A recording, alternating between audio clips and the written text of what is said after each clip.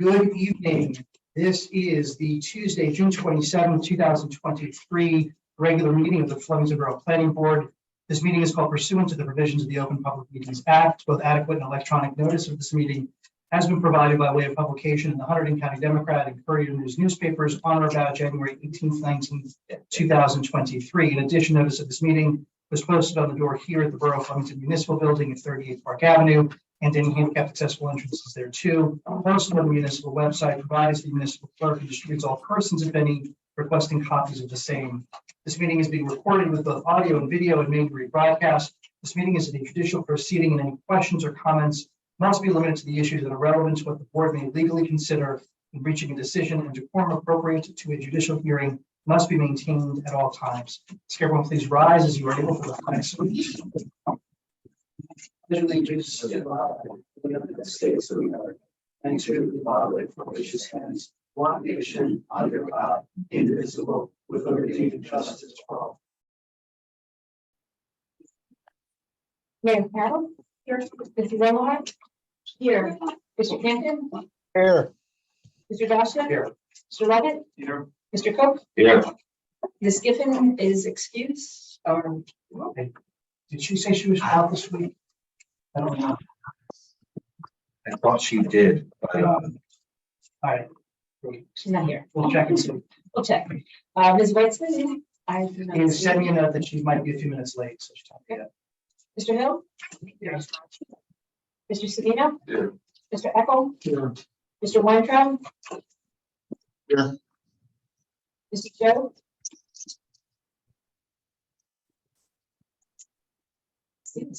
Dennis, are you here? Yes, I'm here. Sorry, I didn't hear. Ms. Kaczynski. Here. Mr. Farrakhan. Here. Ms. McManus. Here. Mr. Trout. Here. Thank you. First item is always on the agenda this evening, a period for public comments on items currently from the members of the public wish to speak. Please raise your hand.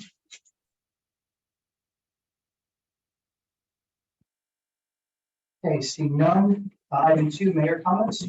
I have none, thank you. Thank you, Mayor. Number 3 is council comments. I don't have any comments myself, but I do have a council subject that Councilman Winter wants to speak on. Do you mind if he does that now? Absolutely. So, Mr. Parker, just get out to the other response. Right here, right? Yeah, that'd be great. Sure. The like On the other side. school. This one? Yeah, you can sit, stand, whatever. It's on. Give it a, no, it's Yeah, not. there's Hold a on. button on. You should. I think we needed batteries last night. I'm not sure. Then you don't. Yeah, all right. And just use the other one, it's fine. Yeah, we'll do this one. So like back to school week. How are you guys? Everybody's good to see everyone. So I'm here tonight because one of the things that I had a huge pet peeve about even before I ran, and then when I ran, was the lack of communication throughout the borough. And one of my initiatives was to start a borough newsletter. Well, I'm happy to say that it's going to be launching on August 28th. It's going to be the first one. It's going to be quarterly. So we're doing August, and then we'll do one in November, and then we'll get on a trajectory for next year.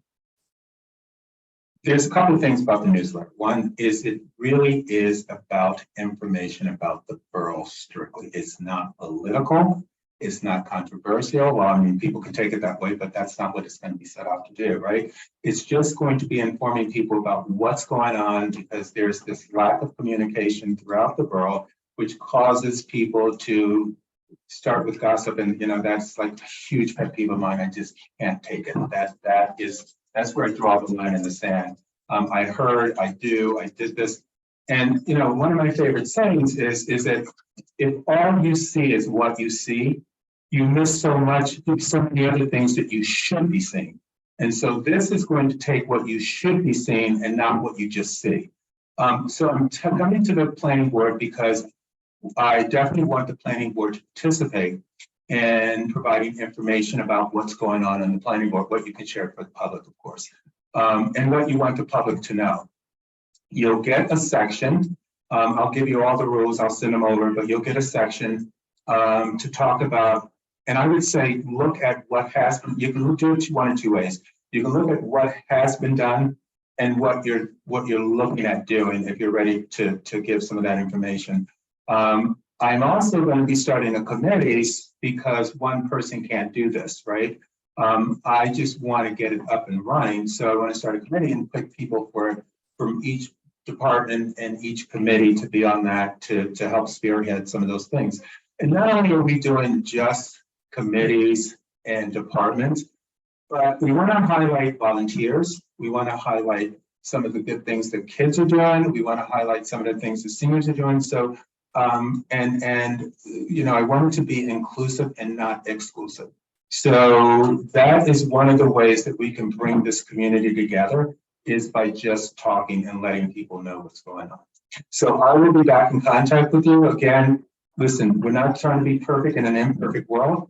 We're just going to crawl, walk, run. There's going to be mistakes, things like that. That's fine. I love mistakes because, you know, when you know better, you do better. So it's all good. So I thank you for your time. I look forward to working with you. I look forward to seeing your receiving your input, and it's good to see everybody. Oh, you look great. You look really good. So I just like to add that I think the newsletter in regards to specifically the planning board is an opportunity for us to kind of educate people on the process, to tell people what's going on, if we're updating the master plan, if, you know, what is a master plan, how do I apply for a, you know, for a permit, things for an application, things like that. I would just say the things that most people don't know, or just you want to refresh, use it for that purpose, because there's a lot going on here now. So if it's things like licenses, if it's things like applying for whatever, I think it's just a refresher course as well. And then there's a lot of us who are coming in new that just don't know. So you don't know what you don't know. So this is a chance to educate. I thank you. Thanks. Great evening. Thank you. Great, thank you, Tony. All right. Item 4 on the agenda is HPC comments. Dennis. Yeah, we had our meeting on the 21st. The HPC approved shutters at 68 Broad Street. Everyone should have gotten copies of that. 17 Mine Street, the owner's going to come back with more details planned for porch and front exterior renovations. The Wurtsville Road, 28 Parker Avenue, we responded that it's outside the historic district, so no comments. And then 13 Brown Street, we will be coming back with HPC comments in advance of July 11th, based on the new proposed design. That's it. Thank you. Item 5, approval of the minutes from our prior meeting of June 13th.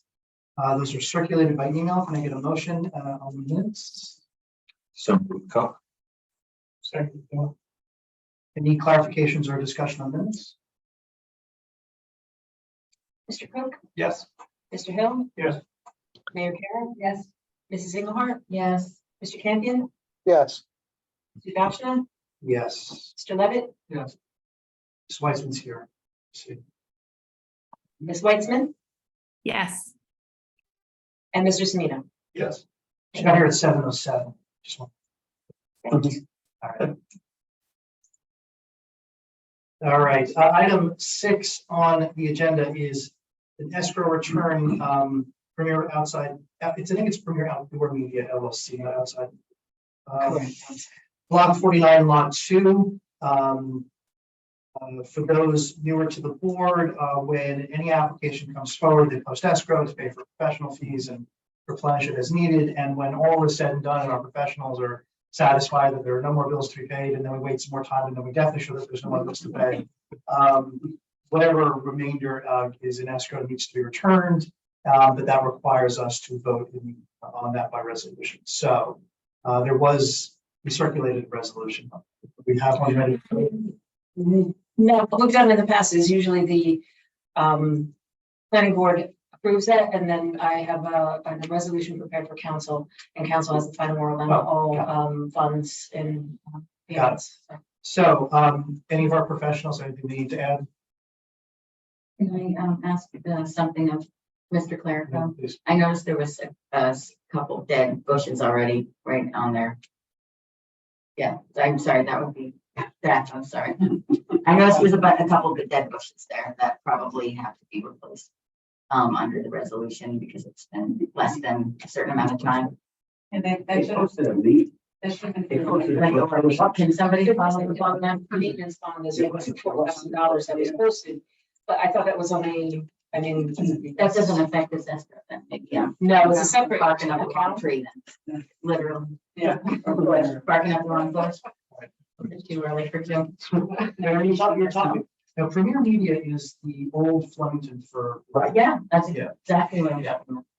Not the living wall. Right. There's two, there's at least two boxes that are dead in front of there. I know they put up like a whole bunch of them. Can the applicant Okay. replace that? Yeah, that's not a question of assessment, right? It's Yeah, not, that's the what I only- wanted to know. it's not the only question I would have is if there needs to be some sort of inspection done or review of anything as a result of that issue. Maybe it may help if you address it first, since. Because it's resolution Anyone compliance. knows about it, yeah. Okay. So you want to hold off on I returning would say escrow? hold off on it. Sorry, No. I just happened to see it when I drove by the other day. No, that's fine. So can You want me to reach out when I reach out?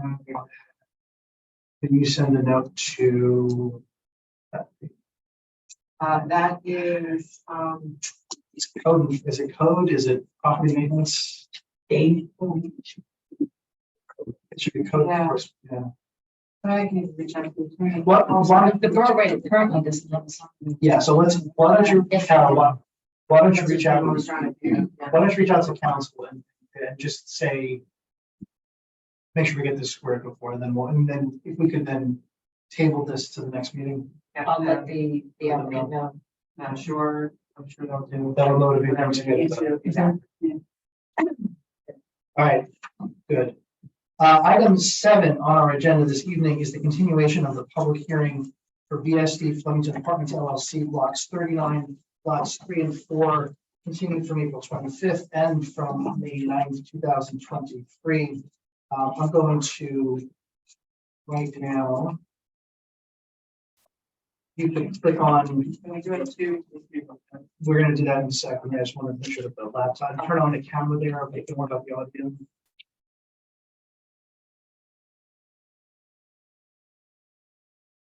Maybe you can tilt the. All right, so since this is a Board of Adjustment matter, mayor and council member are recused. We do have a couple of other items on the agenda, so they should probably step down. They should definitely step down. Well, maybe you can hide out now. And I'll bring it back in. Because we need y'all for the other stuff. All right.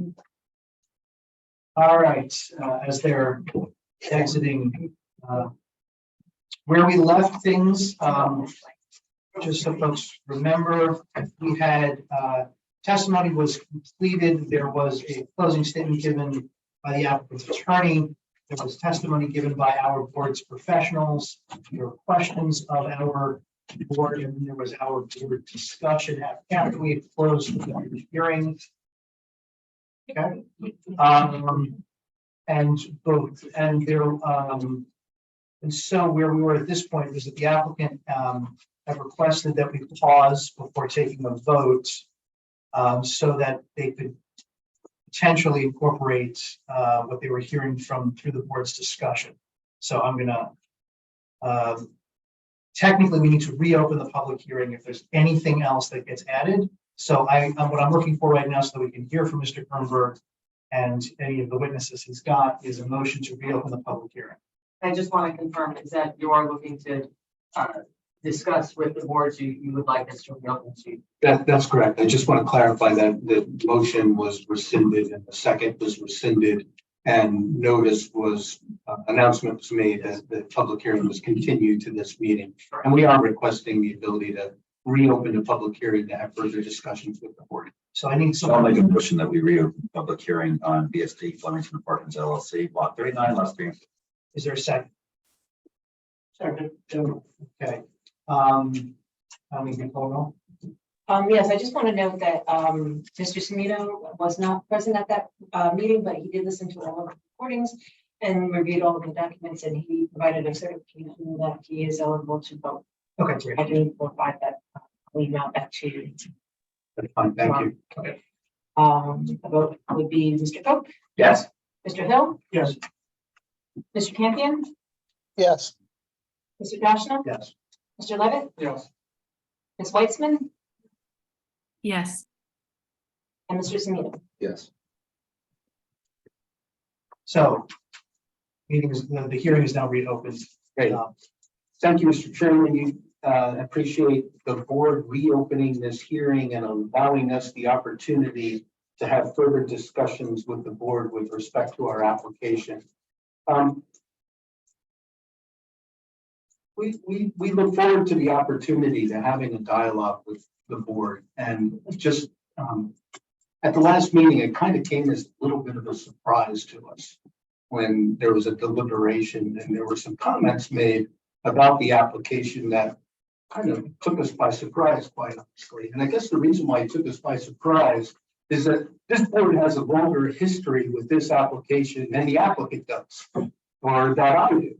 Because I wasn't involved in the original application. My client wasn't involved in the original application. He purchased the property and thought what we were doing was coming up with a better plan for the borough. We weren't involved in any of the discussions that took place. There was a couple of comments made that they thought that the applicant was being disrespectful. I want to assure the board that this applicant is not being disrespectful to this board. We want to have an open dialogue with you to come up with the best plan for the borough. And we're willing to work with you to make that happen. And again, we thought that we were doing, the architect presented testimony at the last meeting. And so the reasons why we designed building 3 the way it was because we were trying to meet as closely to the borough's ordinances with respect to a mix of an appearance of architectural feature on the first floor, on the second floor, on the third floor. So we were trying to adhere to your ordinance standards.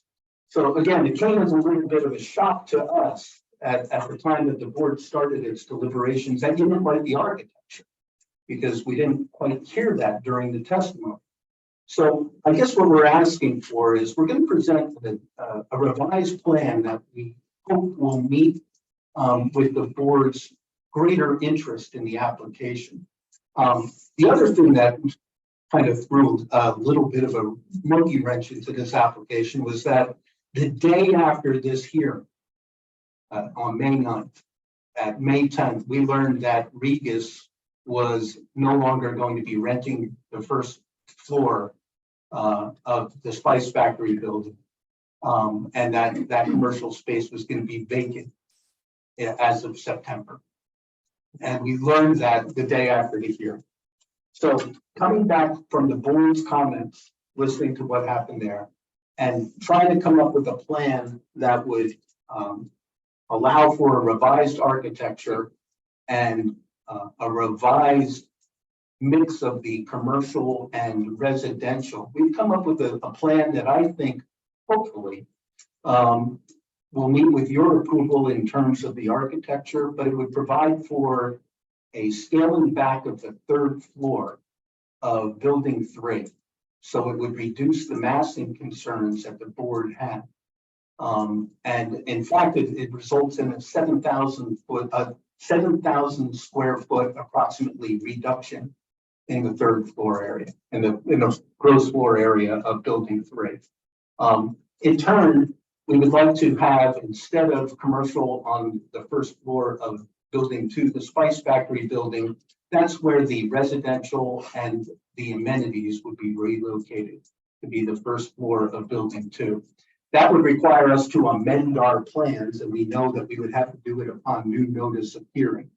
The result is that we would have 3 new additional residential spaces, be 116, sorry, instead of the 113 that we had proposed. I think I have those numbers right. We'll find out. But no commercial space. So the result is that we wouldn't have any parking variance. We'd be compliant with parking on this site. So I think the upshot of my introductory comments is really my understanding and the way I've always tried to present applications before boards is to have a dialogue with the board.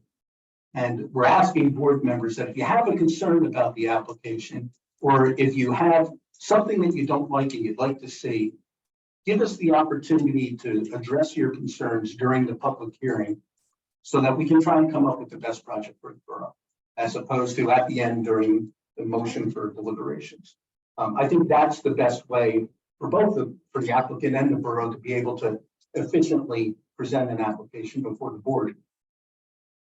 With that, I have Mr. Zimpler to present the revised architectural plan to show the board to see if there's some general comments with respect to that. I have Mr. Nussers available to just briefly talk about the plan in terms of any revisions that might be made. I know that the Shade Tree Commission issued an email saying that they would like 3 more shade trees on the property. We're happy to accommodate that. We will revise the plans to show where those 3 shade trees would be. But that would be my plan for this evening, recognizing that we have to come back before the board with a revised notice of hearing because there is a revision to an amendment to building 2 and building 3.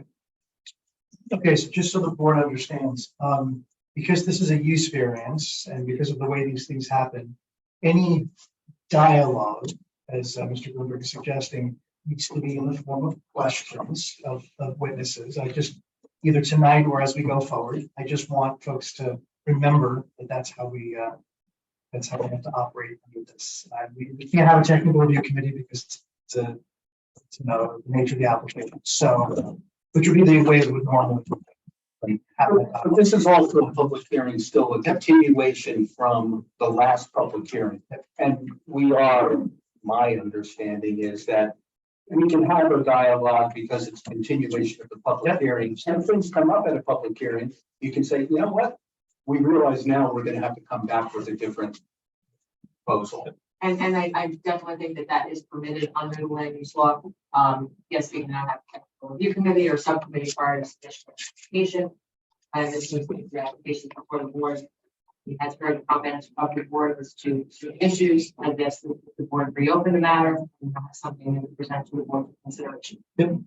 So you want to Sure, Carl, it's still hot as heck in here. I'm telling you, it's I'm really come forward. Mr. Ziegler was sworn at the last meeting. absolutely. Things will be qualified and all the rest of it. So if you have, is there a thumb drive? If I understand correctly, yeah. So you'll just need to share, once you open it up there, share screen. You want to see first?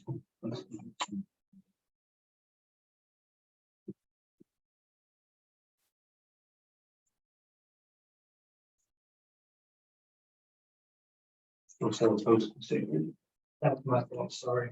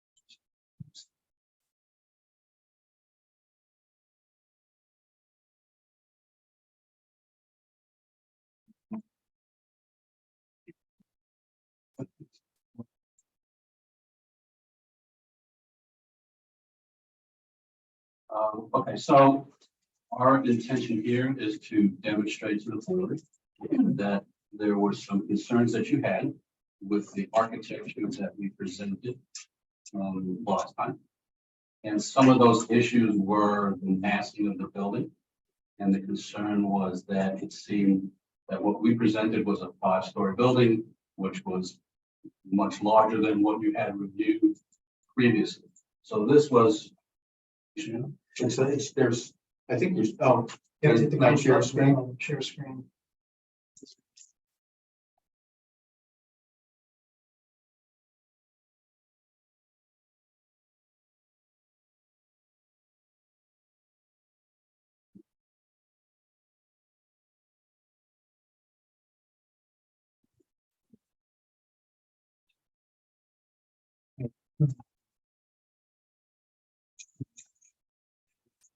share, but it's just gonna show this screen. There it is. Yeah.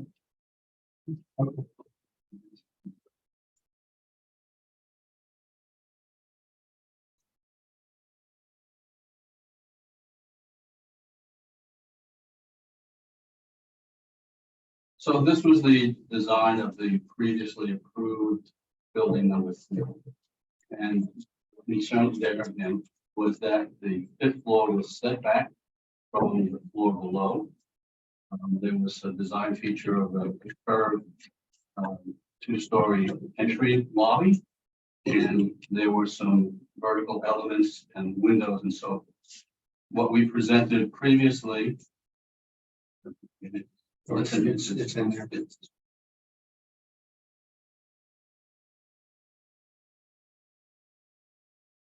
It was right below. So what we presented previously was a 5-story building with the massing of the 5th floor being greater than what you had anticipated. So what we did in the new design was to try to address some of those issues by modifying.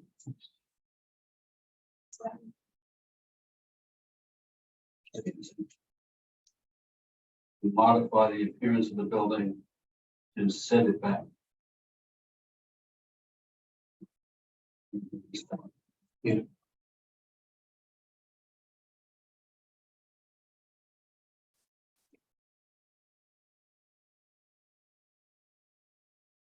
So what we did was to pull back the 5th floor, having a lot of the same features as the previously approved building. We have the curvilinear 2-story glass entry vestibule and apartment. And we have a 3rd floor, which was either a hardy board or a tan V-shaped panel. And we have similar vertical elements in the building that was previously.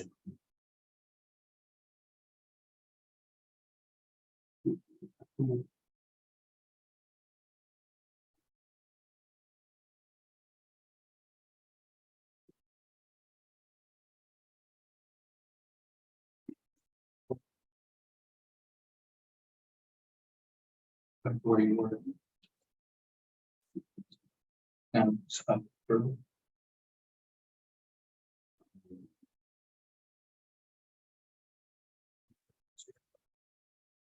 So what we did was we pulled back the massing. We tried to emulate some of the similar features. We added brick that we had not had previously. Some of the other elements, we added awnings along the Church Street elevation. And we emulated that. So what we did was we lost, I believe, 4 units in the building 3, and again, 7,000 square feet by cutting off a number of the building elements.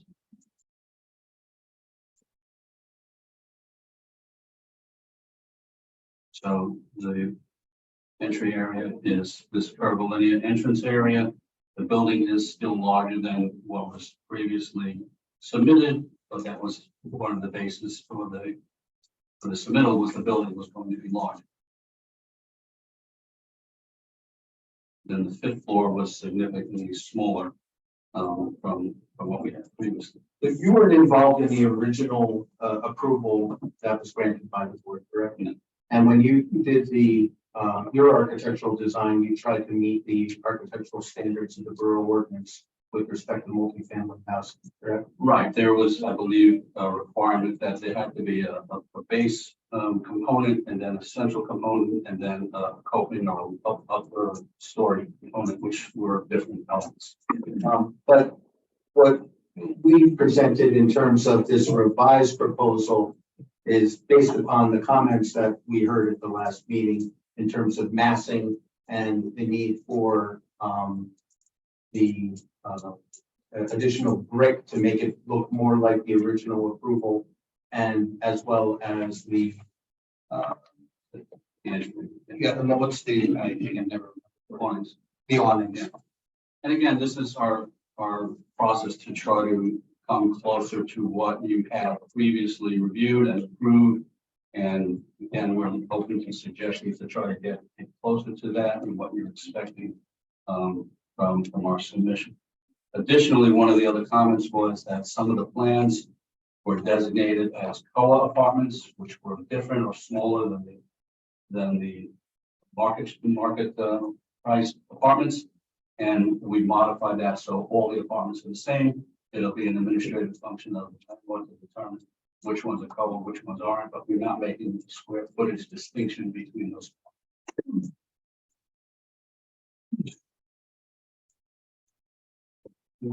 Yeah, it's just, this is your architectural drawings that are new, correct?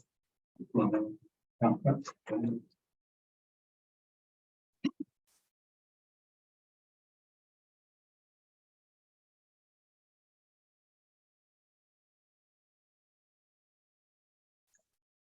Okay, so we invite questions or comments from the board with respect to that architecture. If there's things that you like or things that you don't like that you would like to see, and then, you know, we can talk about the building too as well. So we have to follow our procedure here. So, you're saying that that's the testimony, right? This, or do you want, it's usually better for us to get all the testimony out there and then open it up for questions. That's the testimony with respect to the architecture of building 3. I'd like to reserve my right to talk about the first floor on building 2 after getting questions on building 3. That's fine. That's absolutely fine. So, any members of the public with questions? I just would like them to put the picture of the actual building up. Yeah, if you could put that JPEG, that'd be helpful. It's the first submission. One of the.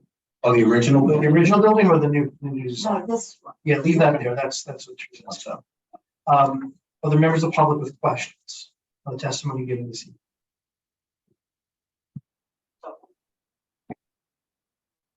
Lois Stewart, borough resident. I'm just wondering what material is the gray stuff?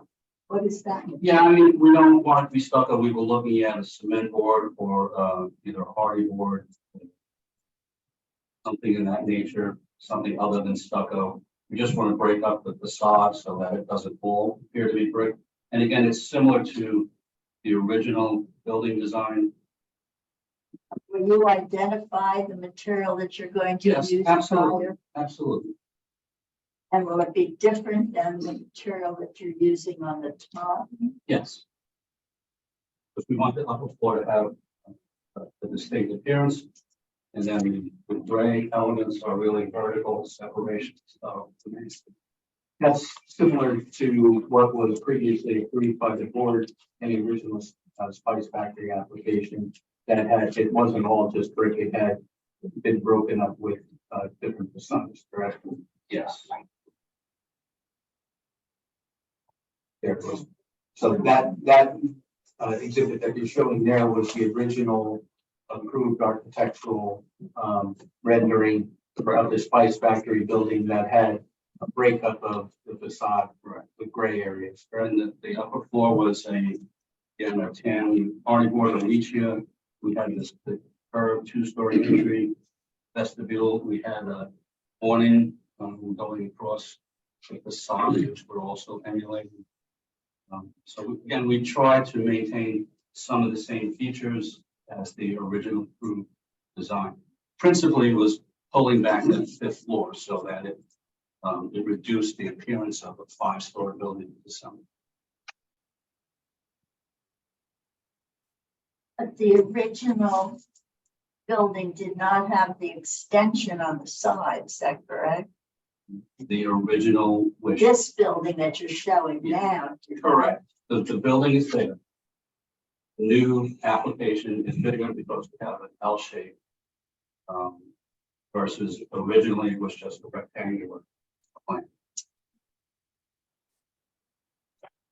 What benefit did you feel that brought to the borough by making it bigger?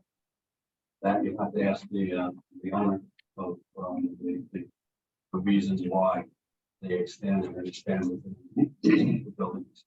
So I really want to try to keep it to stuff that was talked about tonight so that we can, presuming, when we renotice and have another hearing, maybe we can ask that then.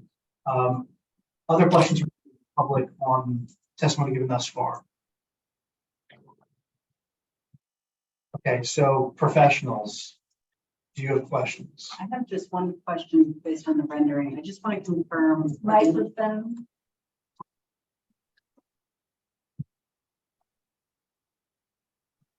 I just want to confirm on the top story that's been pulled back facing Church Street. I don't see any windows up there.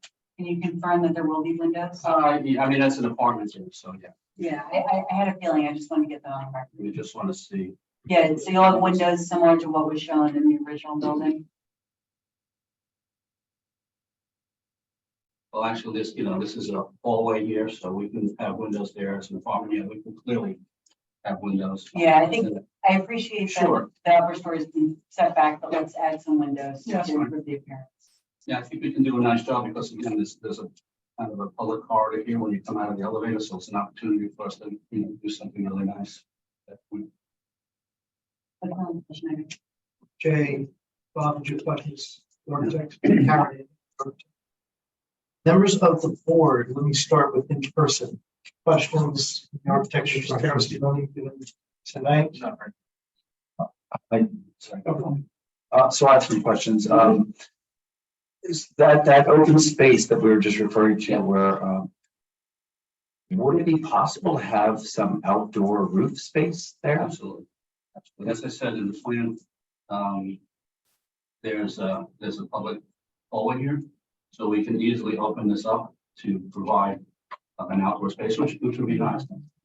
And would that also have the same opportunity on the extension where it's the smaller brick building in the back? I don't think there's a benefit to having too much of that. I'd rather Okay. have it, Yeah, it would be nice either space, so. yeah.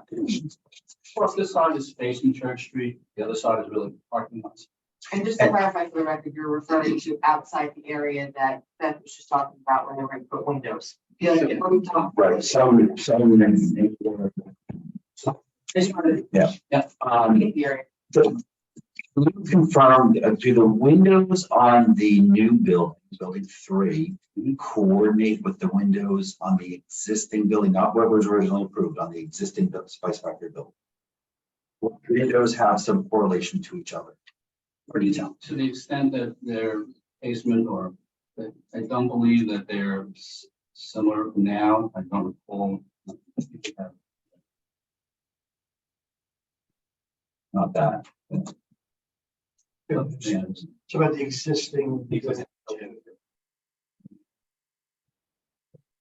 For that, I mean, I'm not a big fan of the lower copper windows.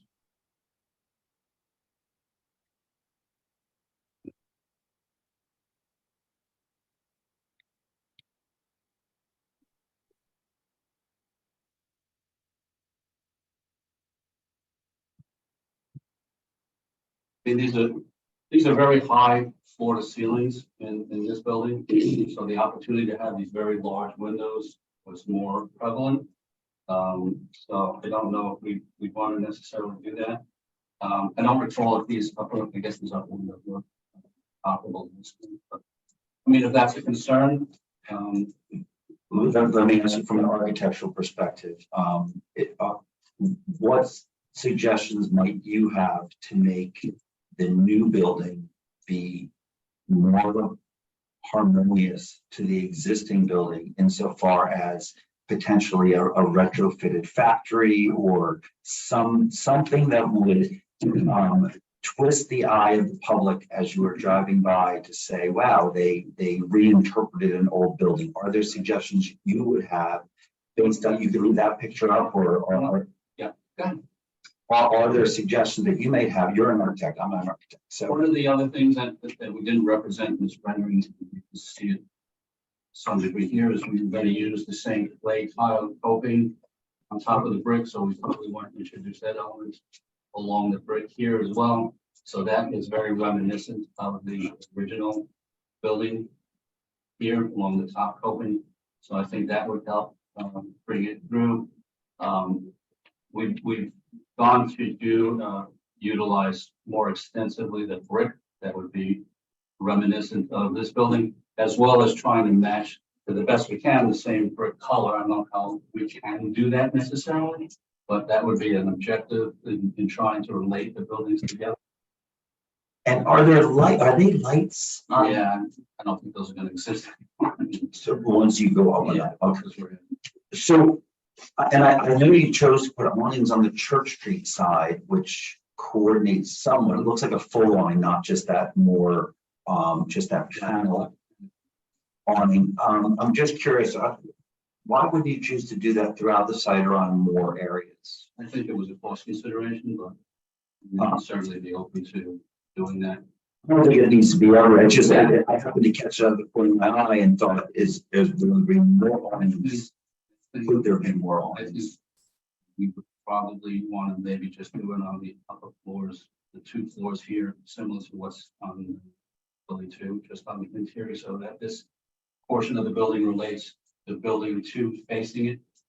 Not all around the whole building, but at least on the upper 2 floors, the 3rd and 4th floor, similar to what exists in the other building facing the building.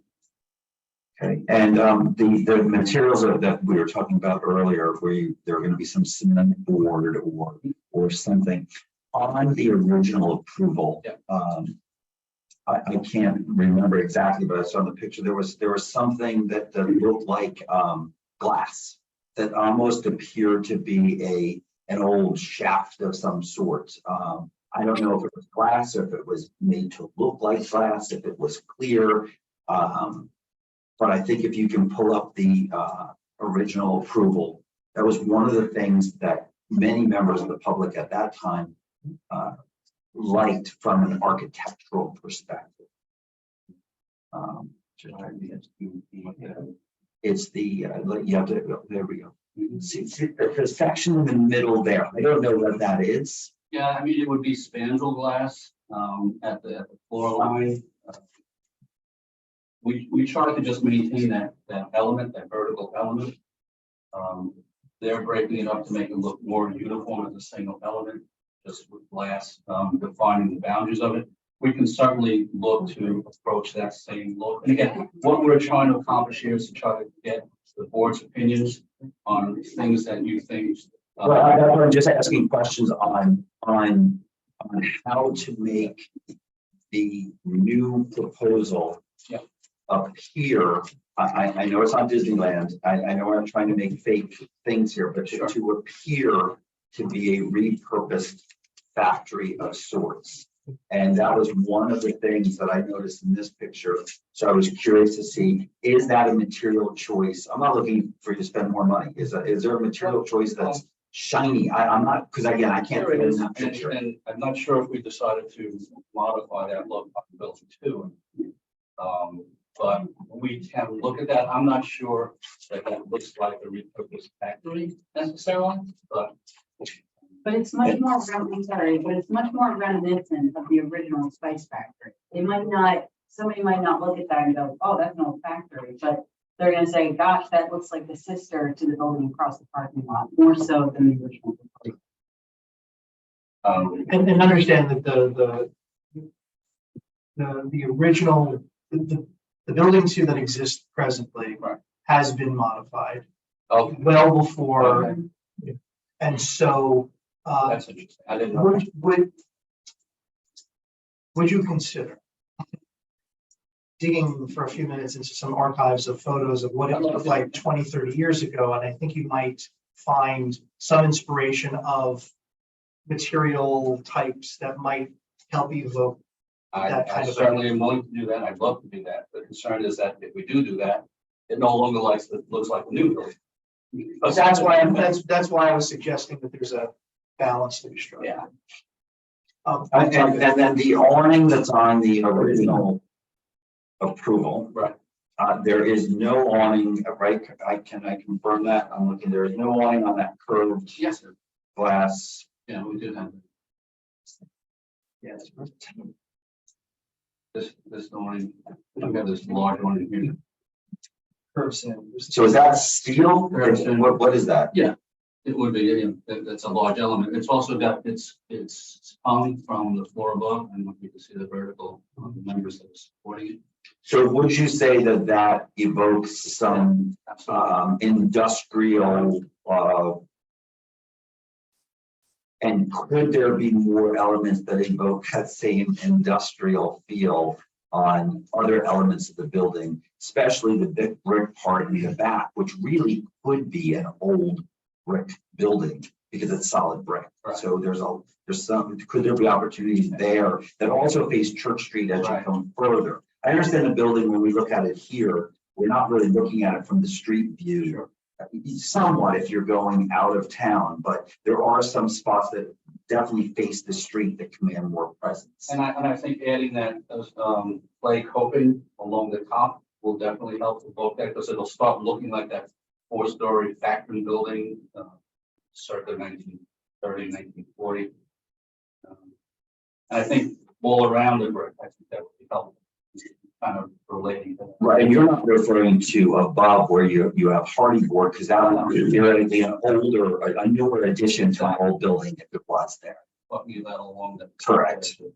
Correct. And on the front. Okay, I think I don't have any more questions for now, but if I think of any, reserve. Absolutely welcome.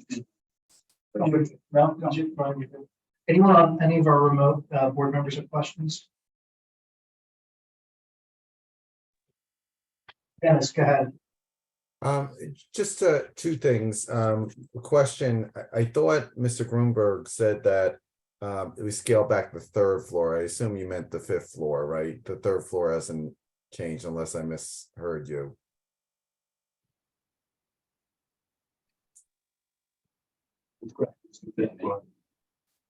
Sorry, Or that was scaled back. So the 5th floor, okay. And then are those, it looks like they're Juliet balconies, right, on the smaller building, is that correct? Yeah, where we have the dining areas, I'm not sure that they came through on all of the, and we had that on our original. Still want to do that because we have patio doors at the living spaces, so that's another opportunity to kind of make it look more industrialistic and these metal balcony and components. They're on, it looks like they're on the east side. But the Yeah, one that you had on the screen, it looked like there's not a lot on the west side, right? Other than the smaller, the L part. Didn't come through on this rendering, but you see here on this side. Oh, okay, I got it, okay. Thank you. So the detail on the railing on the Juliet balcony, which would be, which you could choose to, would that be a spot to harken an older looking railing? Yes, absolutely. And we'll do some research. You have one more question, sorry, if there's anybody else. Anyone else who hasn't spoken yet? Knowing that you had referenced that, that the material, that the cement board or something, that material where I believe when I had asked, could it be glass or could it be something different, not saying glass per se. You had said, well, I'm not sure from a cost perspective, but if you were to look at this building, could you treat the area closest to Church Street, which would be the wow moment? You already have that curved architectural feature. So if there was any place to perhaps do something different, could it be on that section? We could, it's just a small facade facing Church Street. So, you know. I understand. It's gonna be.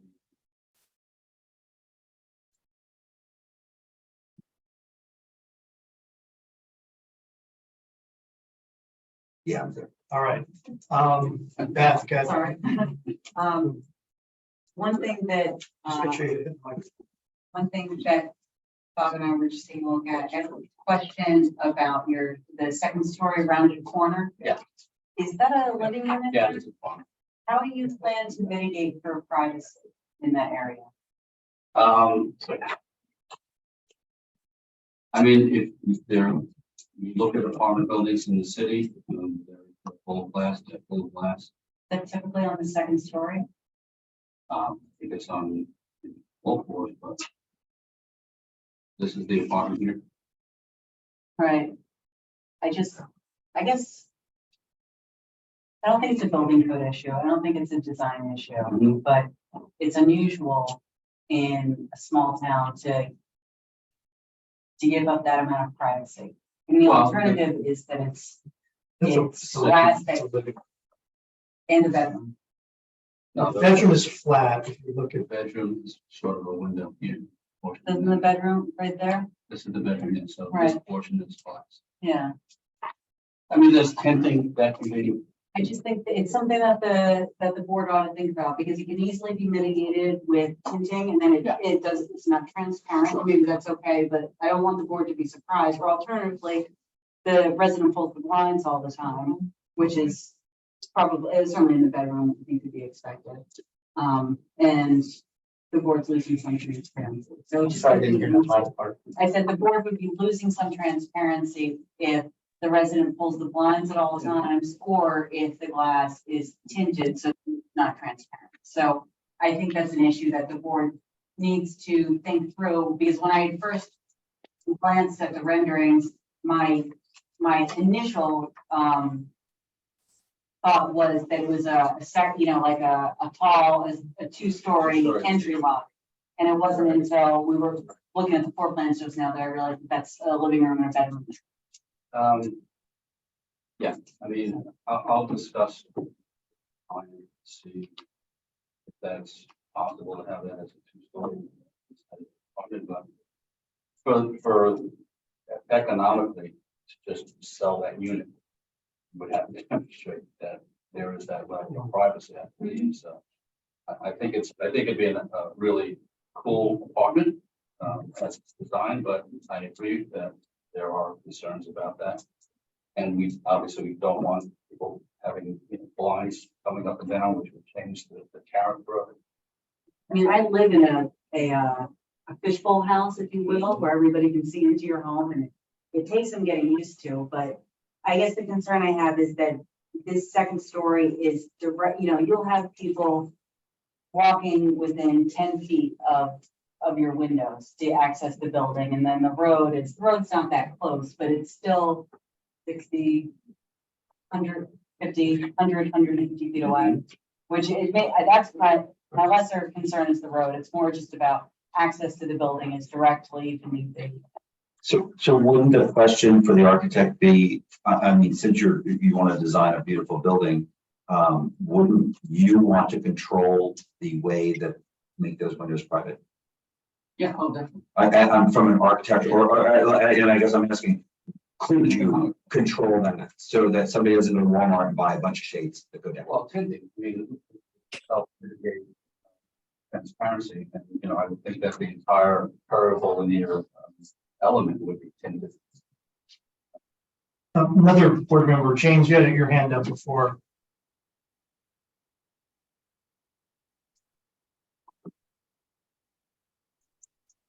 James, He's seemed to drop. he's still Yeah, it's still there. his hand up before. I just want to make sure I don't miss his question. No, I'm still here. There's no question. Thank you. Okay. No problem. You're dropping in and out of audio a lot. I would just suggest people please speak into their microphones so I can hear them clearly, I'd appreciate it. I'm in a remote location. Thank you. All right, any other questions from board members? So you would like to add more testimony about building 2? Yes, So you're can you describe the proposed change to, building 2 in terms of the first floor Regis space that is no longer supposed to be commercial? So this is the first floor plan for Regis. What we're proposing is to convert this space into living units. We're proposing 7 one-bedroom apartments, and then portions of the space will be common space for the entire development.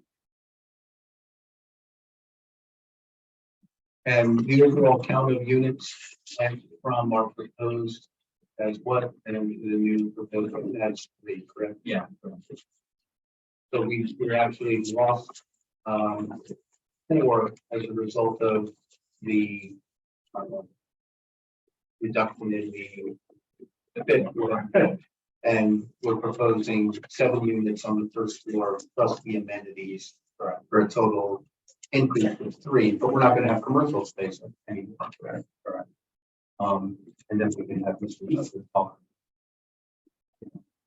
The impact on parking if you want, or we can take that for a public hearing. I think we can probably leave it as it will change the parking, and we can probably do that for now. If the goal is to get feedback from one of the next questions, I think that we can hold that testimony. Review letters and stuff like that. I think more sense. And your number was 116. Yeah. So we're going to the 116. 116, yeah. So again, is there any other testimony on building 2? No. Are there questions from members of the public on the very brief testimony on building 2? Are there questions from the professionals on the testimony about building 2? Members of the board have questions. I do. Are you planning on changing the facade along the first floor at all on building 2? Where we would need to modify windows for the apartments basically in the back, we wouldn't be changing any of the features along the serrated edge. But there will be areas where there was a window and now we have a bedroom. So we would have to modify some of the window places. Okay, and you had just said when you said you want to have any commercial, don't you? Isn't there also building 1 that's commercial? Yeah, there's still going to be commercial. Okay, so you're not, so there is still commercial that we have to deal with. Correct. Okay. But not on the first. Not on buildings 2 and 3. Correct. Well, 3 never had commercial. Yes. Right, so building 2 had commercial on the first floor existing, and that is leaving. And we're requesting to convert that to the residential and amenities in building 2. And just have residential on both building 2 and building 3 on the first floor. Building 1 will remain commercial. Looks like Bob's got a question. Yeah, just one question. I know we're not talking about the site plan, but on building number, this is what, building 2? Yes. Yeah, the original building. It looks like your main entrance into the building is kind of opposite building number 1. It kind of looks like it's in a loading dock, but that's not my question. If you can find out where on this plan that you're sharing right now, where is the Invite Steve, Mr. Nusser to present that testimony. To be correct, is the main entrance into the building and you're drawing on the right hand side there on the first? I believe it will be here. It says lobby there, but it's just above where your cursor is. The question is, if you could orient us, where is Church Street relative to the straws down? And I know we're not talking about the site plan, but that's basically a loading dock area. Here, you mean? Yes. But again, there's no commercial anymore, so this could be the lobby for the building. So your main lobby is next to Well, the you still trash. have dumpsters, and, I mean, we're not talking about the site plan. The site plan exhibit is presented, I'm just pointing that out. We'll take a look at that and make sure it's coordinated between the site plan and the architect. Thank you for pointing that out. I'll ask it this way, would you consider perhaps maintaining the main entrance in a similar location as to where it is now as opposed to moving? And it sounds like that's Jeopardy, this is fine. Other questions? So, So our application, if we proceed down this route, requires us to do new notice of hearing. And I would do a letter of amendment explaining what that amendment to the application is. If there's any input that the board can give at this time, whether this is much more palatable or more palatable than what we presented before, we'd like to have that dialogue. And if there's any changes that you would like to see, I think we've seen a lot in your Jeopardy questions, but if there's anything else that you would like to see, we'd like the opportunity to have that dialogue. And the reason why, quite honestly, folks, is that this is expensive to do a development application. And every time you have a public hearing and come up with new plans, it's very expensive. And we'd rather put the money in the project than put the money and go back and forth and back and forth. And we'd like to have a good dialogue with the board to give you something that's a good for the borough. understood. The problem is that we're running up against the municipal land use law here and rules of procedure. So I think you've heard tonight a fair amount of stuff, and I think that our board's professionals have certainly heard what we've been talking about. And there might be a way through that process for that dialogue to continue with site plan questions and best architectural and any related questions. I would say that's fine. I think that's the appropriate mechanism, unless anyone's got a very specific question. I do have a specific question. You said earlier that based on our shade tree commission, that you would make sure that there's no in lieu of payments and you're going to fill the trees. When I look at this rendering, I'm looking at the rendering of your new building 3. There are no trees so could there be trees in the parking lot area there? That rendering is not supposed to include trees, but the colored rendering. Are you talking about Mr. Nusser's plan? No. The architecture. The architectural isn't intended to show. There. Okay. That's not a We put trees that landscape would plan. block the building. Okay, so I'm asking a question. So there will be trees in the parking lot area, potentially blocking parts of the building. That does not have any landscaping on it on that plan and that on that rendering. And when the site plan will reflect trees, and it does reflect trees. Mr. Nusser has a plan that has all the landscaping on it, and we will include 3 additional shade trees per the request of Shade Tree Commission to comply. And so then if I could just ask for my own edification, so unless you want to recap, I have specific questions on what you're doing next. Sure. And what I heard is you were going to look at the original Spice Factory for some inspiration, correct? Yes. I heard that you were going to look at the existing building and the new building for any harmony. Dialogue is the word. Well, I'm sorry, when you say existing building, you mean the. Yeah, I'm sorry. Building or existing building because. Improved, the existing building, the improved building, the architect of at that time, which is irrelevant at this point, went through a painstaking process to make the buildings look harmonious. So as part of the recap, you will do that. You will look at the Church Street corner potentially. You will look at adding the brick coping. You'll look at the roof to see if there's something that can be done. If there's something done on the roof, there will be a railing of sort, and so would the Juliet windows, and you would look at those railings to see, are there historic looking industrial railings? You also reference the awning, which has a very modern yet industrial, somewhat of a refurbished or renovated look. You would look at that type of approach for other areas of the building. Am I missing anything else that we ask questions on? The gray areas. The gray areas and whether or not they could be conceived to look more like it was filled in from an old, I keep saying old factory, but I know they're not designing factory. Is there anything else that we had said? I just want to make sure that we ask questions. Was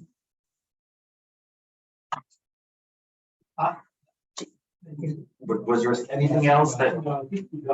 Okay. I appreciate those questions and, the applicant was bringing my ears saying that we are working really hard to deal with, to meet the board's needs and requests, under the existing conditions that we have with the property and everything. So we're doing our best to do everything that you can. Can't guarantee that we'll be able to do everything, but we're taking your suggestions to heart. Bob, that you're the. Yeah, just a procedural question. You currently have final approval on phase one of the project that's out there. We do. Building number 2. We And do. you're actually proceeding with construction. And that was on the premise that you weren't changing anything. Right. Obviously, with this, you're changing building number. What else building number? What if this is number 2? Yeah, it's 2. Two. We're trying to build it 2.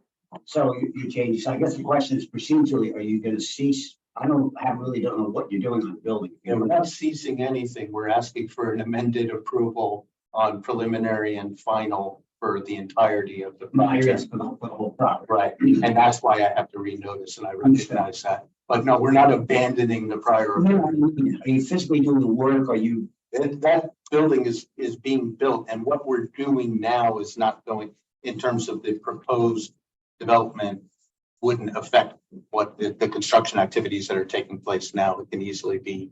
We just understand it's approved with the office space on the first floor. Correct. But the office space, from what I'm just making sure I heard the testimony correct, the office space will be in use through October, correct? Well, through September, September. right? And So that condition, so the condition of the prior approval, which had the office space on the first floor, still exists. Will continue No to question, exist. so yes, I just wondering what you're. we're amending. There's one parts here, and I just want to make sure that some. So let me move this towards the next steps if I could then. So obviously there needs to be a renotice of all of this because of the nature of changes. I would feel comfortable, I'd feel more comfortable if there was enough time for our professionals to review and do their normal, I would like to see some letters on this stuff because we're talking about some changes here. And, you know, I think that, you know, moving, you know, if there's a renotice, or, I mean, we're gonna, Kara, help me out here. We can continue to a date certain, they all, is that, or do they have already know we're not continuing? Well, it actually has to be, you continue to a date certain, but recognize that I'm still going to renotice to when you are for that date, just to make the continuity of the public hearing. But I am going to renotice, but I would like the announcement, and I would extend any time period for the board to act because it is a continuing application. But if it's okay, I would ask for just boots and suspenders that be done. There's nothing stopping us from doing that. The only thing that I would say is to make sure that there's enough time for you to be able to get in everything that you need to get in. Obviously, the notice we can easily figure out. Right. We need to get that out. Well, that's where I was going. So it seems to me So that, in response to your question, I don't have a problem with that. It is a belt and suspenders, we do both at the same time. so I mean, I would say the absolute earliest would be July 25th, but probably more likely August 8th. Or, You know what, well, actually, but he's on vacation on August 8th. We would like July 25th if we could. we can absolutely carry it to July 25th. I'm just thinking that's a month from now and we have, you know, there's notice and all, and we want to make sure our professionals have enough time to issue whatever reviews they have to. Are we going to read? Okay. Are we reviewing based on the concept plan or revised? Now, there's gonna have to be a revised submission. Yeah, we're getting. We're giving a full set of everything. I just, again, just. I don't want to get, No, it's a- we're not we're not treating this as a new application. It's a we're not going to complete this. We're not doing the shout. Correct, correct. So, but we And still. then and there will be, I'm sorry, there will be a letter requesting amendments to the site plan application itself that comports with what it is. that you're saying. Correct, they'll give probably a revised addendum, an amended addendum to my application, setting forth all of the relief. It might be a different application fee, and I really don't know what might be involved, because it's obviously it's morphing into something else here. Especially because if you're not seeking one, if you're not gonna end up need to seek parking questions, it changes the nature of the law. Well, in the prior plan, they were very, rightfully so, they were very careful to have a phase one plan that was the old plan. We're not gonna have that anymore because we have a new plan. We provided everything on both plans though, and that was, the only thing that we're changing now is interior to that building too, but we will supply revised submissions, and to the extent there's any change in application fees, we would present that. Okay, but I'm just gonna say very clearly, like, if we want our professionals to be able to review those, and we want July 25th, we need everything. It's a very tight schedule. We need everything like tomorrow. We need everything. 3 weeks is generally what we. Usually it's 3 weeks, which would be like Tuesday, which is the 4th. So I would, that's why I was encouraging, if you can't do August 8th, I would strongly encourage to consider August 22nd, only because that would give everyone more than enough time to do everything. I won't be here then. Okay, maybe not. I mean, we could continue to July, and if we don't have plans in the professional. I don't then think we he's, can. given the questions we were asking this evening, I don't think they're gonna be ready to submit everything by next Wednesday. I don't think it's gonna happen. So that's my, August 22nd. all right, so what we're gonna do is we're gonna continue this. We're gonna continue this matter to August 22nd. I know Kara says she can't be here, but we can get coverage. I can see if I can get coverage resumed with the number. Okay, So we're carrying to the so we're carrying to August 22nd. Oh, yeah. All right. No further notice will be given, and there will also be renotice of everything else. Thank you. Towards time. Okay. All right, so the matter is Carrie, carried with further notice, but this is for purposes of people that are on Zoom and in public, that the renotice and the carrying will be to August 22nd, yeah, same time. 7 PM in this room and online. Okay, can someone go get, the mayor and, Not gonna. yeah. Good night, all. Yeah. My keys are in there. You know what, there's only two, it's not four.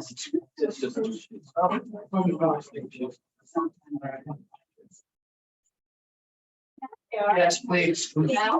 Please, yes, please do.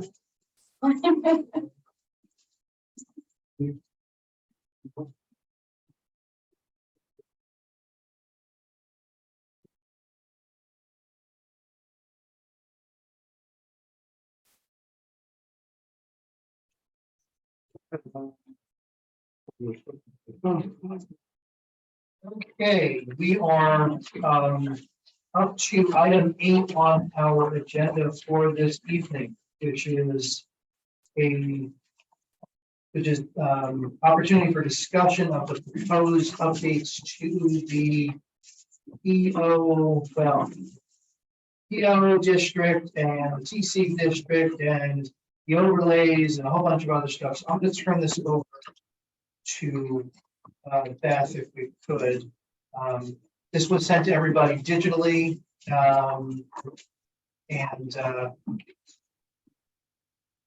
so Beth, please make sure we're kind of right on the microphone. Yeah. Do we need you? Actually, okay, so I want to make sure that this is on the record.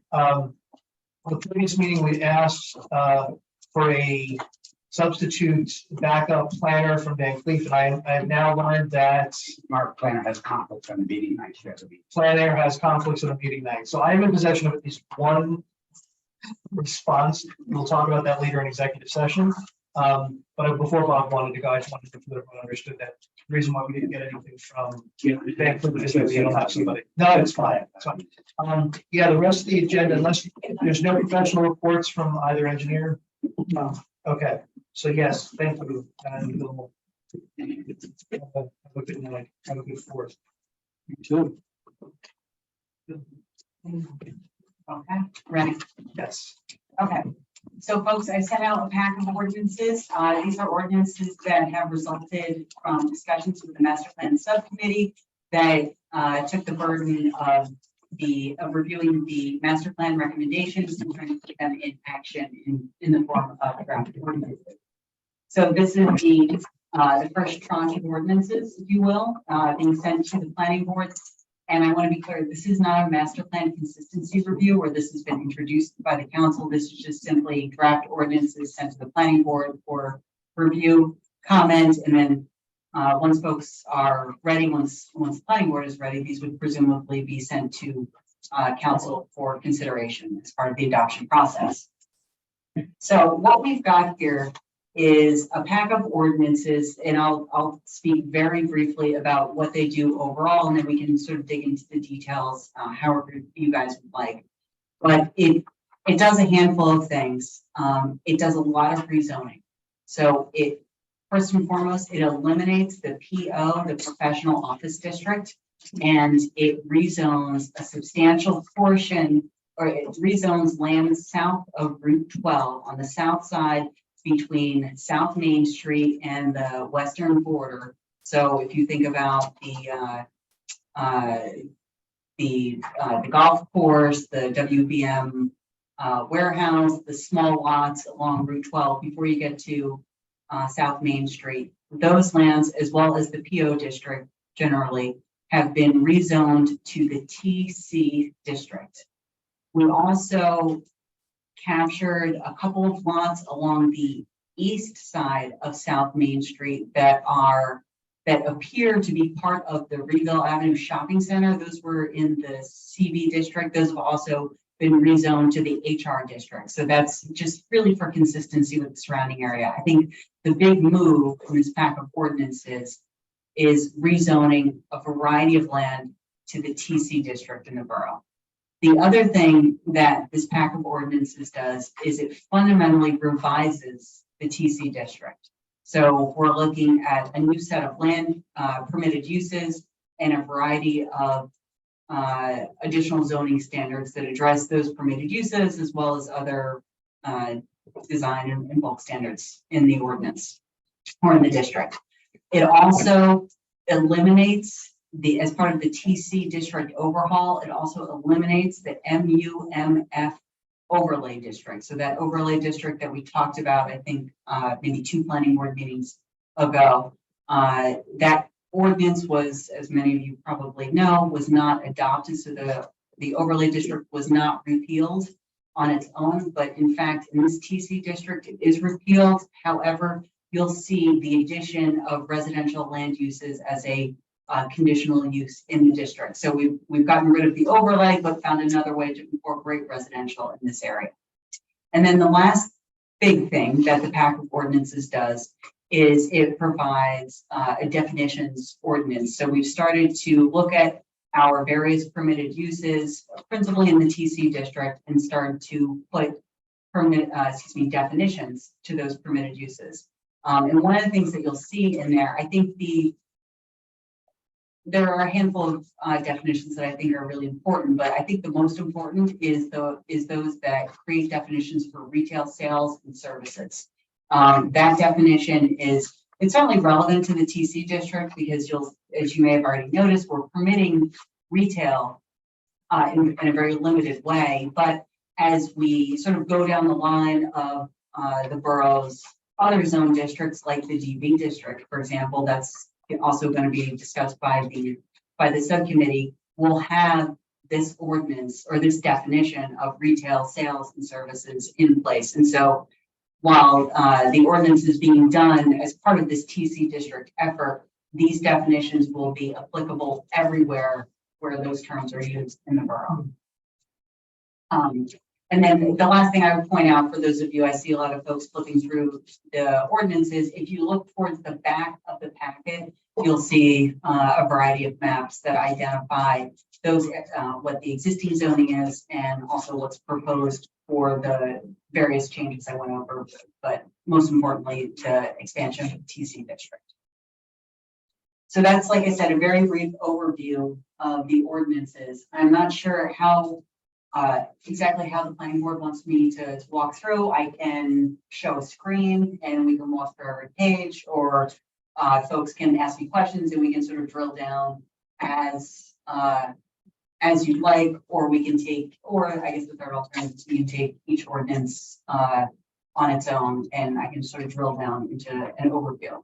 But it depends on how much the planning board, so what level. Yeah, so let me, this was circulated to everybody. We should have all done the reading before class, but I've been doing this long enough to know that no one's done the reading before class. No, that's true. The subcommittee, you know, I would know this well, so it's not, so you four are good. It's more of, others. I want to just, having other folks, seriously, if we've had a chance to look through it, the folks who are not on the subcommittee who've already been living, reading this stuff for a little while, I want to, does anyone have questions? Maybe we just start with questions first. That might, just to make sure. I'm looking online first at Hannah and James and Mike, if you've got questions. Okay. Not at this time. No, thank you. James, thanks. Hannah saying no. Yes, on committee. So in vivo, For done. yeah.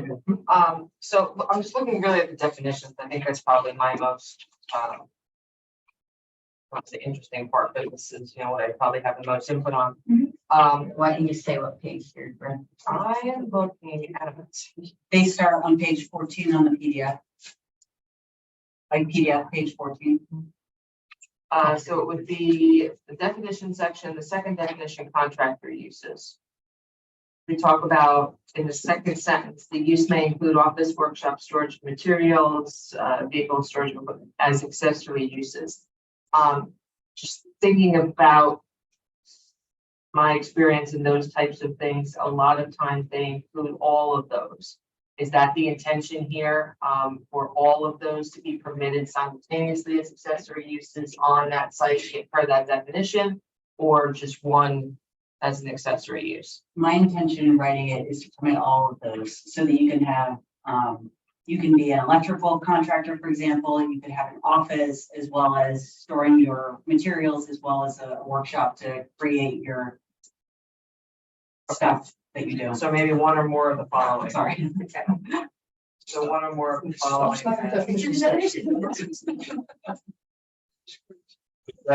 These definitions for the planning board's edification, we used to run our zoning by SIC codes. So if you were a framing shop, if you had something rooftop, right, didn't exist 20 years ago when we wrote that. So these definitions now become a replacement for the specific SIC code. SIC codes have not been used since 1997.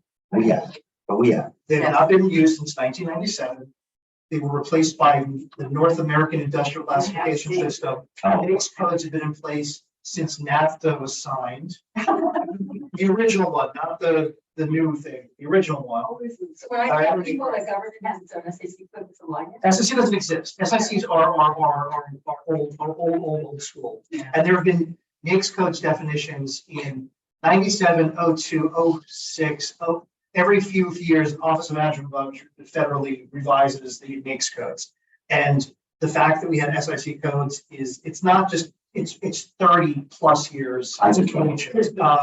And the fact that if nothing else, that we got rid of any reference to SIC codes makes this data geek over here very happy. It's dated, and it makes it so much easier. But it does eliminate things like when you look at our old or current SIC codes, because we still run it that way, you know, where it says you can have a secondhand shop, you can have a jewelry camera store. So those are gone. Now it says if you're in a retail area, here's your definition of retail. If you're in a you know, so these definitions are important to Kara's point, because they become the new governance of our zoning officer to say, what type of store do you want to open? Doesn't matter. Is it a store? Yes. Is it a retail store? Yes. So it, for all you guys, like, we used to be protected, or maybe it was somewhat restricted by somebody saying, hey, I want to open a brew pub. Well, we don't know what a brew pub is in 1997. So now the thing is, well, what is a brew pub? I think brew pub fits under retail. Yeah, well, we actually had to adopt Yes. we did adopt ordinances, council adopted ordinances years ago when legal wanted to go in because it didn't exist. With less than 24 hours notice. To Kara's point, we talked about this contractor use a lot. Yeah. To make sure we all were comfortable with what that means, because the word contractor doesn't necessarily have a, the meaning that we're trying to elicit, and and not all contractors are appropriate in all locations. Right, and for instance, what made me think of it is I have a client right now that is going into a town where they permit home improvement contractors, but they don't specifically address nurseries. Well, he has his home improvement license as well as his nursery license. And dealing with that issue, you know, does it fall within that or not? And then you get to the point of the accessory uses where he wants to store materials and trucks and this and that. And then the question is, are they all allowed as accessory uses, or is only one allowed? That's kind of where I'm coming from. So so the definition allows all of these activities, but as you look at the zoning standard, what you find is you can do all those activities, they just need to be inside of the building. You know, you can obviously park, you can park some customer and employee cars outside, but to the extent that you have equipment, you have storage needs that needs to be placed inside. So the definition is pretty liberal, but the zoning standards provided to appropriate. And Which what limits the areas that can be in place, and I get that, okay.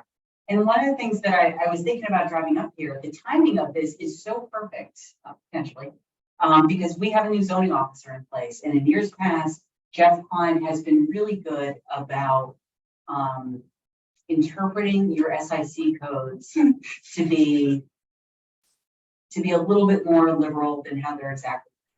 You know, otherwise the borough would not have any yoga shops because yoga is not an SAC code, but he found a way to do that. And that's worked out really well, but we have a new zoning officer now. And so I am really pleased to be able to know that in a handful of months, he's going to have a new ordinance that is going to be much more usable and more typical to what he's used to dealing with in New Jersey. But I just want to, as a defense, we are not the only municipality in New Jersey that's still. Yeah, we are just doing that thing. I don't want people to think that this is some, it's thinking about it for years, but we're not the only ones. So wouldn't you say though, if I was going to ask you a question, but since we're not ending, so this from the master plan that we all adopted last year, one of the goals was to concentrate retail to the DB1 and DB2. Now, we're not talking DB1 and DB2 tonight, but what this does, it does eliminate some retail in the TC zone. We'll have a lot of TC zone, guys. When you take out PO, there's a lot of TC zones. So what happens is, in my opinion, it's like a bullseye. Most retail should be concentrated DB1 and DB2. You'll see that in a later meeting. But then as you go into VAS, it'll have more of a cultural or artistic flair to it, with studios and things that you necessarily wouldn't want to see downtown business, pottery, things like that. And then other uses take place in TC that are on the periphery of retail, if you will, and the contractor uses and other things like that. So if you think about it as concentric circles out from Main Street, most of retail should be concentrated, just like our master plan says, DB1, DB2. Yep. You'll see that in that upcoming meeting. And then as you go out from there, VAS will have an artisanal slant, my words. Retail sales. Retail sales as well. But then once you get into TC zone, we really do want to see services, theaters, things to do where it wouldn't necessarily make sense on Main Street So again, that's a little bit of a difference too, to way if you really look at this and you read through and you read things like research facilities and community buildings and club facilities and higher ed and theaters and outdoor recreation, that becomes more TC. So that's what we're asking when somebody comes in town and says, what do you all want? Well, we don't want, we don't want a YMCA, for example, on Main Street, but we do want it in the TC zone. We want high active uses. I shouldn't have picked the YMCA. Let's take that. I'll retract that. You wouldn't want, but according to this, you need a more active use. Okay, so let me, We all pickleball issue, but Right. we Yeah. I want to ask something else. because I think the folks want on the minutes. Well, I want Ask to questions. ask Beth to just clarify. Didn't we on the, I want to make sure I remember this right. Even the contractors though are only allowed in certain places on the TC zone? Yeah, that's, Okay, so I just want to make sure that you explain that. yeah, it is. Hold on. Because I use that one, just because Kara brought that particular definition up and I want to make sure And again, that's just clear. that it's in my mind right now. So our, It's a big thing. it is, I've done 2 applications. where- That's Yeah. We're looking for it. Yeah, and I've seen it, yeah. Contractor uses are a conditional use. If you look at page 6 of the TC district, you have page 7, you'll see contractor use listed as item number 5 with the hours of operation limited to 7 to 9, 7 a.m. to 9 p.m. Outdoor storage prohibited.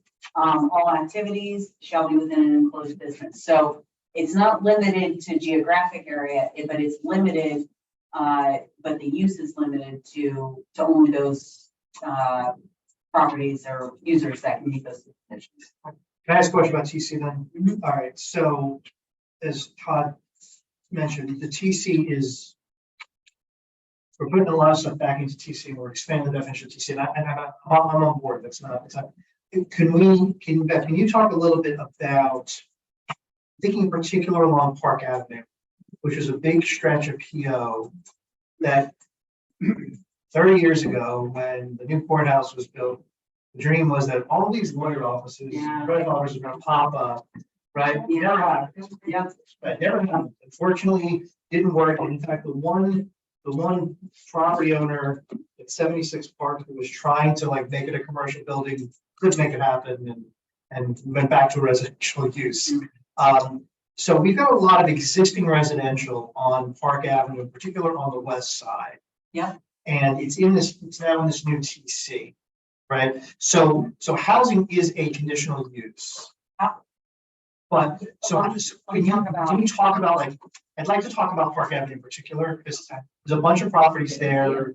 And it's just, I want to, So if you own a home in the TC district, the home will continue to be, if you own an existing home today in the TC district, either current or proposed TC along Park, your home is a permitted use. And that is because one of the permitted uses is residential uses existing as of the date of adoption of this ordinance. So that means I own a home on Park or any of these streets. I want to expand my home, add a bedroom, do something. That means that all I need to do is apply for a permit from not Jeff Klein. Yeah, thank you.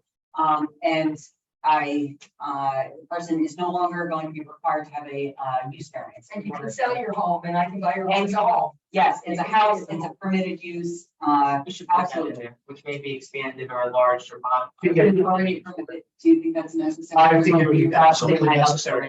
Because I'm thinking that not only along Park Avenue, but we've got a series of small, single-family homes on lots that someone might decide to somehow, do something more with it, but in particular on both south and north side of Route 12, in particular the south side of Route 12, Parker Avenue, thank you, Parker Avenue between the now swing set house and the circle, there's a half dozen houses there.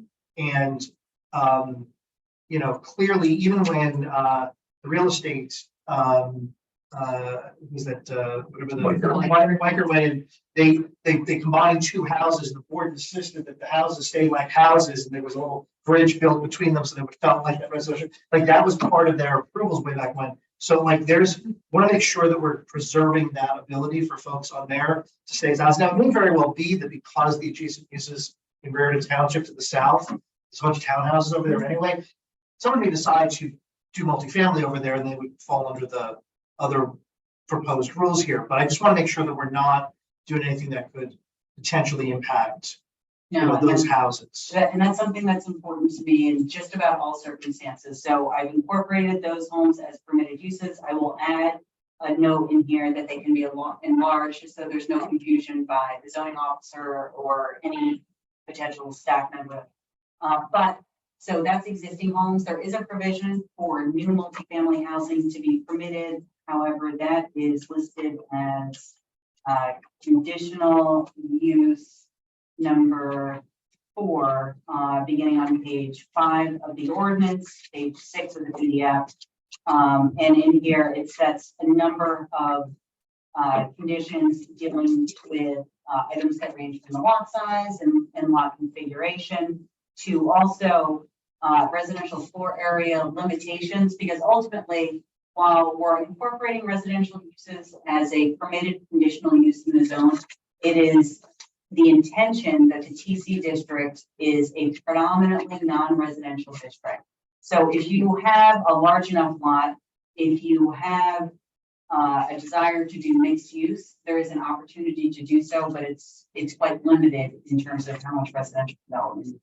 So again, we'll go back to Park Avenue though.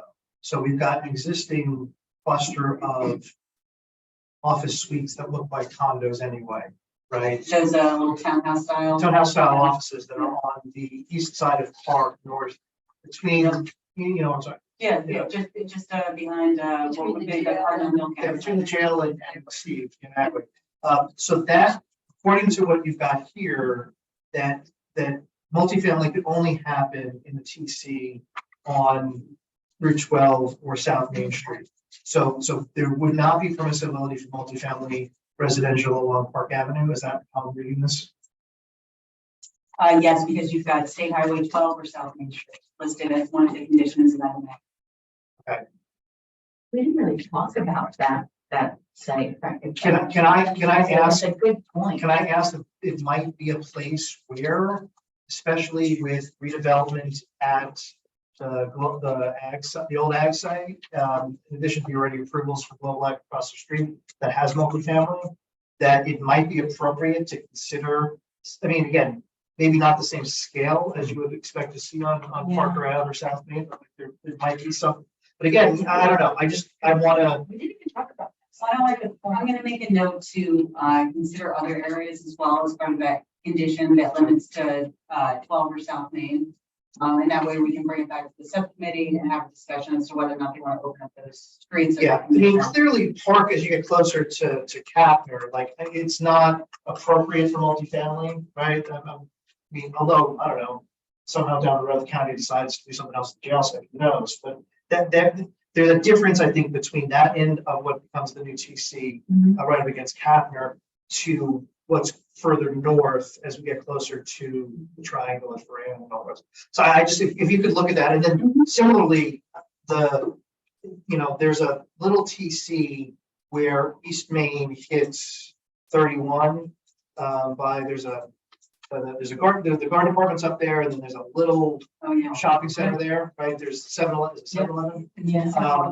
So again, if that site might, if State Route 31 could be added to 12 and South Main, perhaps, if that site, there might be, because there's already garden apartments, there's already multifamily right there anyway. I don't know, I'm just. If you want. I don't know for one housing. I don't know, I'm just asking, just throwing it out there as a possibility of where density might make more sense if we need density. As again, conditional use, and again, minimum lot size and all the other kinds of things that make sense. But just clearly the TC along by the monument is a whole other ball of wax. So that I makes no think we sense. were really looking for these bigger lots where it could be something different and fabulous and not housing. And I mean, I did think about those little townhouses, those office townhouses where my acupuncturist is, and and it's like I mean, I don't know if that would ever get torn down for anything, but if it was gonna be something, it's big enough to be something fabulous versus more housing. And I would rather, save our sewer reserves for something fabulous. I've been talking too much. Other folks with questions? Comments? I was wondering, there's one line in there about surface parking shall not be located less than 25 feet from public road or less than 15 feet from residential zone block. I was just curious about that specific line in there. It's just a design standard essentially to make sure that we've got decent buffering of parking lots and that somebody's not putting their parking too close to the road that might be conforming, but yet really doesn't provide enough space for landscaping, so we try to mitigate the view of that parking lot. You know, I misread it as could not be more than 25 feet. I was like, why would you limit how far it could be? But okay, Okay. that makes a lot more sense. Yeah, can't be that close. Never mind. If we're not doing questions, but more comments. Go. I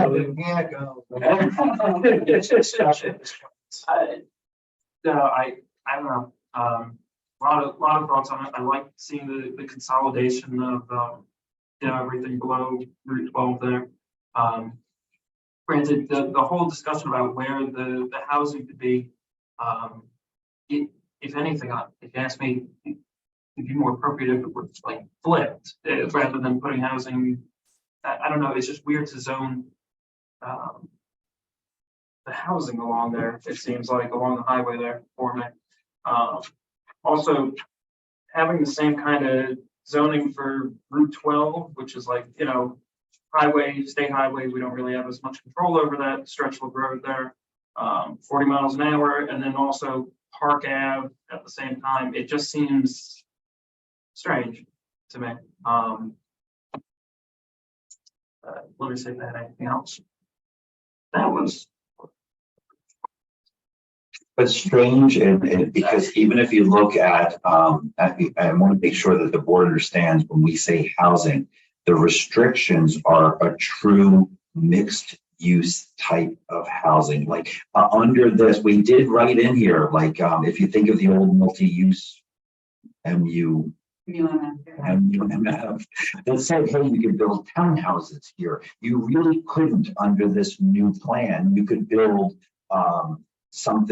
you could build some type of research facility, I'm just picking that out, and have housing upstairs for folks that work there. You could have a higher education and have some type of housing X%, but really it ties the fact that it's not just housing. So to Trent, to your point, when we say, oh, housing along Route 12, well, think of it more as something, and we keep using the word something fabulous. Think of something fabulous along Route 12. And by the way, around the back or upstairs, there's housing. So it's a little bit less like, wow, are we going to see an apartment building over there? No, but based on this, you wouldn't. Imagine a satellite college where the classrooms are all on the first and second floors, and the third floor has apartments for resident students. Or around the back. So that there could be a facility and put some apartments. And that was the vision, Trent. So when you say, wow, along Route 12 housing, no, we saw that to be more like if it was a satellite college that you'd go in and there would be housing, there would be allowed, but it wouldn't just be, we'd have put in sidewalks. And I know what you're thinking, like, why would you want housing? Oh, there's sidewalks. There are It's some. on train tracks. Yeah, it's a sign. Other, other, what, I think you're getting some feedback. Yes. Good. Yeah. I think that, what I want to ask is anyone else who's got thoughts after seeing everything here, hearing the discussion today, make sure that if you want to reread stuff or read stuff, after the meeting, if you could, everyone should feel free to just email Beth if you've got ideas and suggestions. That's great, yeah. Just email Beth with ideas, and then maybe we can come back at a future meeting with.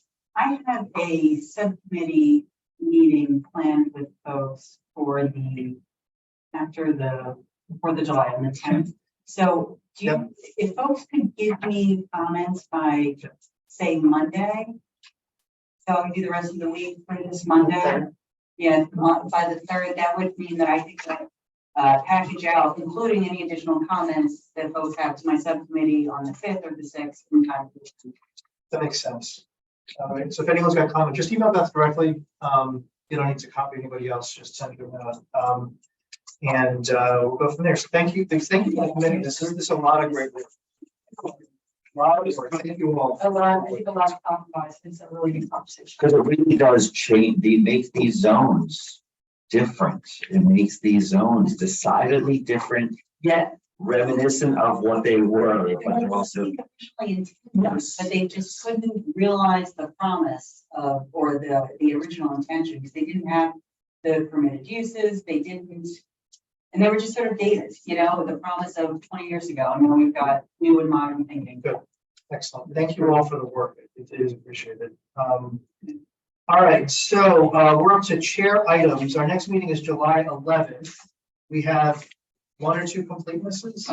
Completeness just for the Wardsville. Okay. And then we have 2 public hearings, both the Striker 13 Brown Street and 43 East Main Street Right. are for public hearing. And then just maybe the escrow return. Yeah, we shall figure it out. We should be able to contact them. Is there anybody who won't be here on the 11th for travel? It's the summer. July 11th. No? All right. And then for July 25th, we had penciled in the possible adoption of the rules of first citizen. I had that as the. We have a lot going on the 11th. Oh, yeah, that's what I think we're getting now. It's on for this one year and a half, because we have 2 public hearings. Sorry, So I'll do that. the July 27th is what's July 25th, the rules of citizen input. Possible. Any other chair items?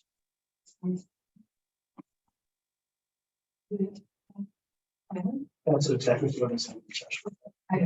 Yes. I have a question on that, because that's the striker hearings, which isn't there refused for that or not? Hiring a yes. Yeah, both of those. You're are- hiring him? They can be on the higher the plan. The way that we are looking at this planner, correct me if I'm wrong, is as a conflict.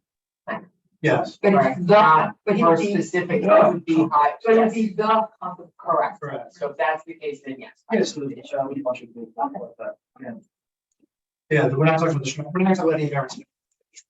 Yeah, you proposed it just in case of in the future. Yeah, it's in the back. Okay, any other chair items? Okay, so let's do bills. I'll make a motion that we audit the bills. Thanks. Please circulate it. Mr. Coe? Yes. Mayor Carroll? Yes. Mrs. Engelhardt? Yes. Mr. Campion? Yes. Bashford? Levitt? Yes. Ms. Weitzman? Yes. Mr. Hill? Yeah. Mr. Sneak? Yeah, thank you. Do you have, before we move forward, do you have, is it appropriate for Beth to weigh in on who was hired as a conflict planner or no? I don't, Can I judge the other plan?